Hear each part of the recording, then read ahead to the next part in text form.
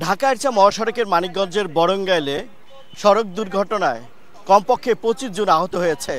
তার মধ্যে 3 জনের অবস্থা আশঙ্কাজনক বলে পুলিশ বলছেন।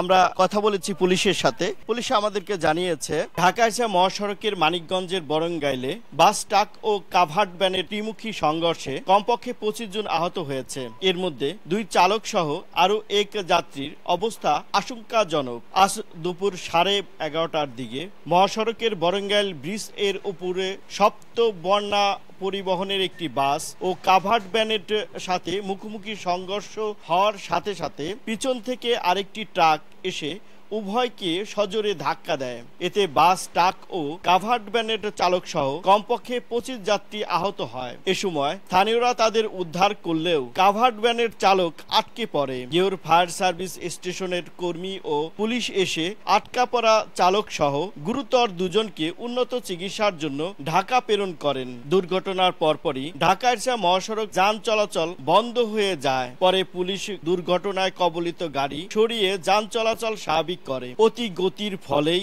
এ দুর্ঘটনা ঘটেছে বলে জানিয়েছেন প্রত্যক্ষদর্শী ও আহতরা। অনেক মানুষ আহত, সামনে যারা ছিল আপাতত কমপক্ষে 20-25 জনের উপরে ডাক ফাটিয়ে গেছে। মিনিটের মধ্যে মানে সেকেন্ডের মধ্যে চাকাটা মানে ডান সাইডে কেটে গেল। ডান সাইডে কেটে যাওয়ার সাথে সাথে ওই দিক থেকে যে এটা আছে ওই সম্ভবত অল্টনের একটা বড় কাভার ভ্যান। আমরা 3টে লোক ছিলাম একসঙ্গে। আমার ওই যে বিটার বোন আর আমার ভাই ছেলের এই যে নাক ফাটিয়ে রক্ত বাড়াইতে হয়েছে, বিটার বোন তাই হচ্ছে। সাকুরা আর কভার ভ্যান মানে সামনাসামনি লেগে গেল।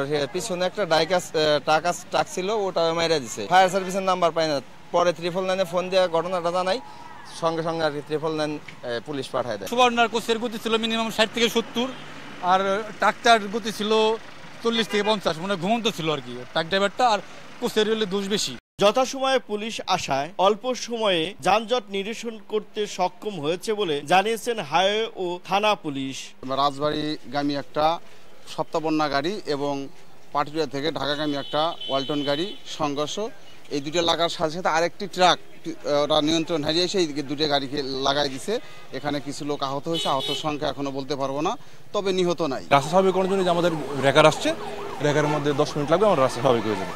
অতি দ্রুত গতির কারণেই এই দুর্ঘটনা প্রায়শতই হচ্ছে। তাই এই দুর্ঘটনা রোধে গতি নিয়ন্ত্রণ থাকবে চালকদের, এটাই প্রত্যাশা সকলের।